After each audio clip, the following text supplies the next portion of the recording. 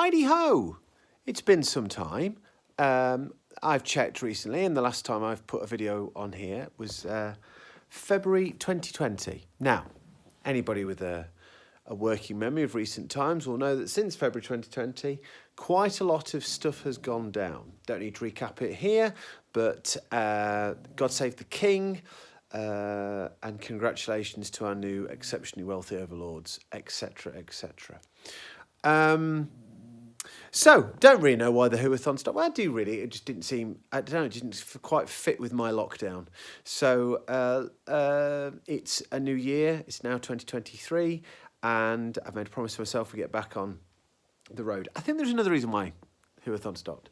I think, to be honest, I felt a bit overdosed on Tom Baker. And in fact, I've come to the conclusion, although I may feel a bit differently after a few more stories, that Tom Baker may not have been my favourite doctor all along.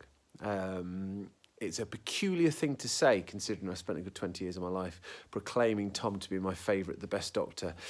But I actually think I was kidding myself. I'll talk more about that some other time, maybe.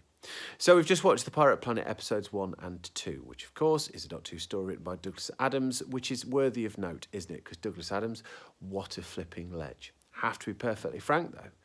Perhaps up until the end of episode 2, this story I found more interesting than enjoyable. Okay, I just think that with The Pirate Planet, there's so many aspects of it that just miss the mark. There seem to be beats dropped all the time. I think that people are playing their roles in just the wrong way. They get the tone just a bit off. There's some visual effects decisions that don't quite work for me. The case in point would be the parrot, the robotic parrot. Now, robot parrot versus robot dog should be the greatest thing on television of all time, obviously. But it takes you ages, I obviously know, but it takes you ages to actually work out what it is. It's clearly a parrot, but when it moves, it makes this weird noise that doesn't seem connected to what's going on the screen. So it's the most peculiar thing. I think that the performance of the captain is good, but he has a lot of his face obscured, so you don't really get a sense that Mr. Quibbly, whatever he called, that should be a brilliant double act thing in a Robert Holmesy type style. Doesn't quite drop.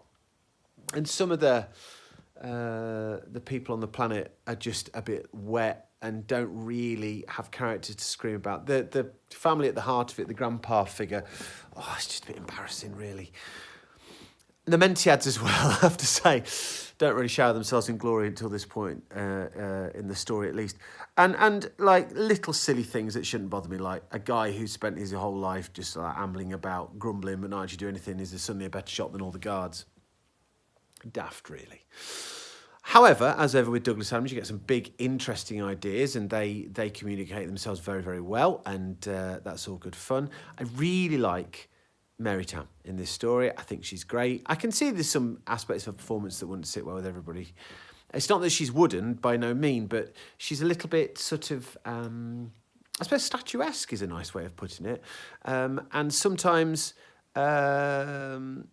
her character doesn't pop. But mind you, a lot of this story doesn't pop. Tom's great. Like I say, I got a bit overdosed on Tom, I think. I mean, I've always said that I want another of the new doctors, the new Who doctors, to go on and do a big run of it.